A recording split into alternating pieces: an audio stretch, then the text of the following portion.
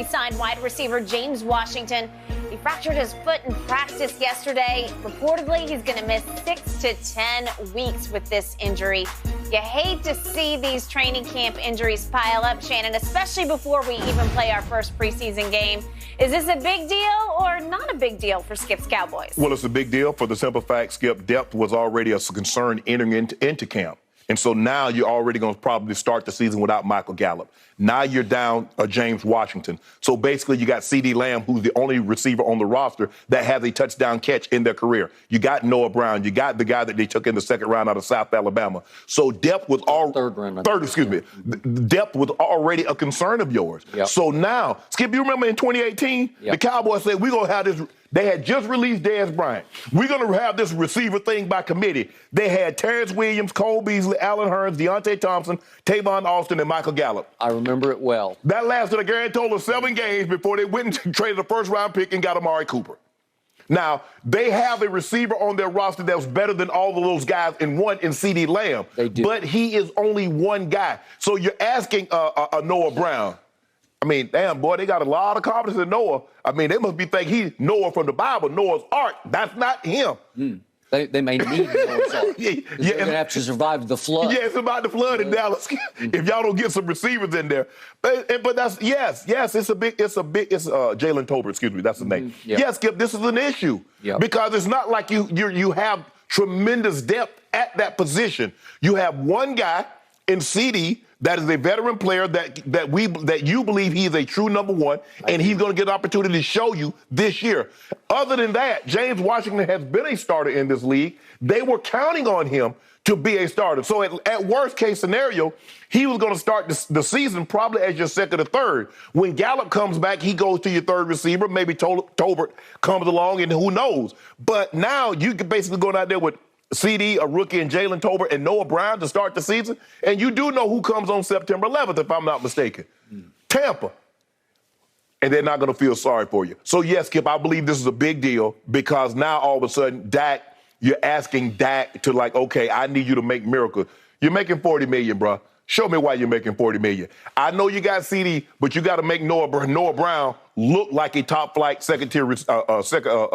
number 2 receiver. And you got to make Jalen Tolbert. You got to bring him along. He can't be a rookie. He don't get the learning curve he's a rookie. Nah, because the Cowboys have expectations, Skip, winning the division. And like Jerry said, we need to be viable in the playoffs, where the viability of your playoff run just took a little hit. To your point, do you remember at whom Dak Prescott threw the football on third down in overtime on Thanksgiving evening? It was Noah Brown. Remember, third down in overtime. This is the do or die, man. Yeah. You won the toss. You backed up, Skip. You backed up, and Dak rolls right, and he threw poorly behind Noah, but Noah could not come up with the catch. Yes. Noah, I've seen have big days in his college pass for The Ohio State once upon a time at Oklahoma the year before Baker got revenge at Ohio State. Right. Noah Brown just lit up the Sooners in Norman. But the point is, Noah Brown has now played in 50 games for the Dallas Cowboys. 50 games. He's never caught a touchdown pass in 50 games. He has averaged a grand total of 8.5 yards per game, not per catch, per game. Okay, so you can't count on Noah Brown. Right.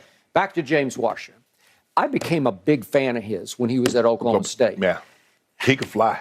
He could weirdly fly because he doesn't time fast. He timed 4.5, which is fine, but it's not blazing. Right. But he's got football speed. Yes. He's got weird, and he's built stocky. He's 5'11", 215-ish. Right. So he's more short, stout. Right. But just there's something about his deep speed. He just runs past people.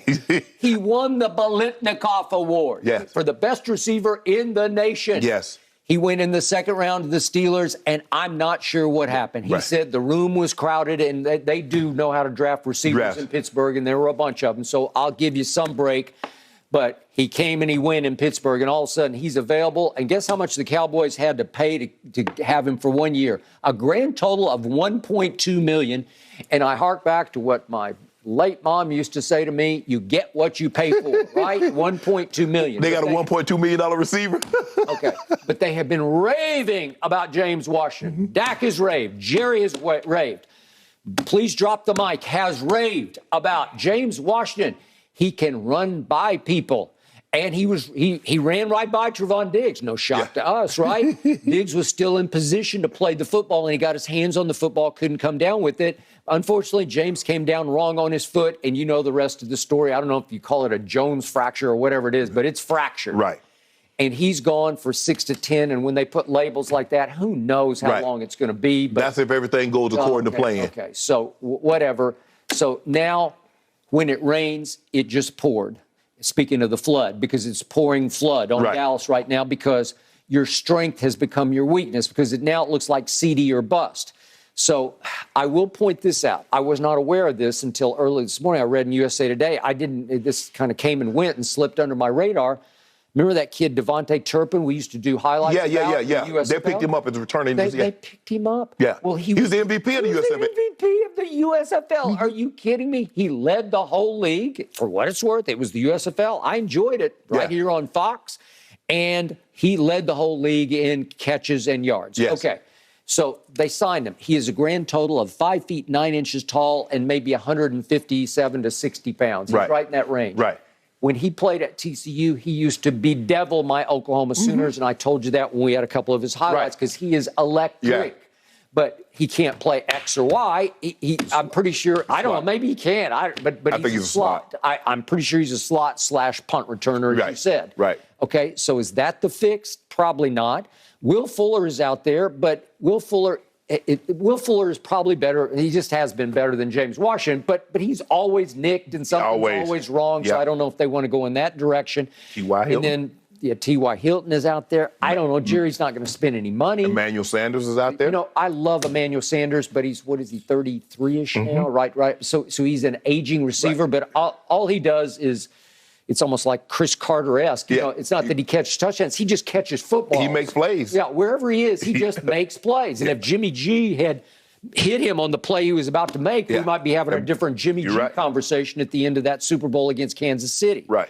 Okay, they have an undrafted kid named Dennis Houston, who's 6'2", 205, and led the FCS in catches and yards last year for what it's worth. I have no idea. But all of a sudden, James Washington became a huge loss. And when I saw this yesterday, it just killed me because sometimes things just aren't meant to be. You got Allen Hurns. You got Odell is still out there. Cole Beasley say he'd be looking to reunite. But I don't think they want Cole Beasley, especially with the vaccine situation and who knows what that's going to be this year, Skip. I think they've moved on from Cole Beasley. But I think the thing is, and I think Odell is great. But the question is, Skip, they need somebody that can come in right now, start practicing, and be able to go to opening week of the season. Is Odell there? That's the whole point. It doesn't, Skip, if I need a house, I don't need a house 3 months from now. I need to be able to move in. So Odell might be ready in 3 months. But would Odell like to be an America's team player? Yeah, he would. Yeah. I think he'd love to be a Dallas Cowboy. Odell wants his money. He feels like he re-earned his money. And y'all got some of it. Y'all got $22.4 million, which is second to the Browns. Steven said in the opening remarks the other day, he said, we still have our powder dry. Well, they do if they want to use it, but they're also keeping their powder dry down the road for paying CD and paying Micah. The cap is gonna go up next year. Y'all, hey, you're gonna have to visit CD after the season, and you're gonna have another year before you're gonna have to do something with Michael Parsons. But in the meantime, so what are you gonna do in the meantime? Just throw caution? You're like, well, you know what? Hey, our receivers are down. We're just gonna roll with what we got. The biggest concern I have for Dak plus CD is, for weird reasons I can't explain. You know, it happens. Yeah. They just don't seem to have a great connection. Right. They've been talking a good game in camp. They haven't been playing a good game except for the one walk-off throw at New England. Right. When CD just got wide open. It was just hard to miss that one. Right. Well, maybe, Skip, you know, Dak was a little nicked. He was dealing with the ankle. So he wasn't practicing, and then he had to hurt the lat. So maybe they didn't develop the chemistry in training camp that they probably would have. Now everybody's healthy. They get a full camp. Of OTAs up under their belt. We'll see if they've built some chemistry. Because it seemed like Dak and Amari had better chemistry than Dak and CD. No doubt. But Dak loved Amari because he was such a precise route runner. You know exactly where he's going to be. Okay. So once upon a time, Gil Brandt, the original architect of the Dallas Cowboys, said receivers are a dime a dozen. Well, no, that's not the case anymore because you see that they're getting a whole lot of dimes for what they do, right? Yeah, the average going rate is about 24.5 million. And I believe that Amari Cooper did turn around Dak's career. Oh, absolutely. And Dak got paid in large part because Amari did connect with Dak.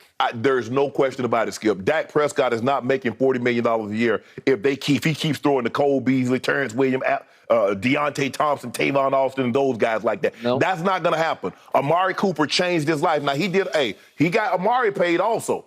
But Amari Cooper did wonders for Dak Prescott's career because now he had a true number one.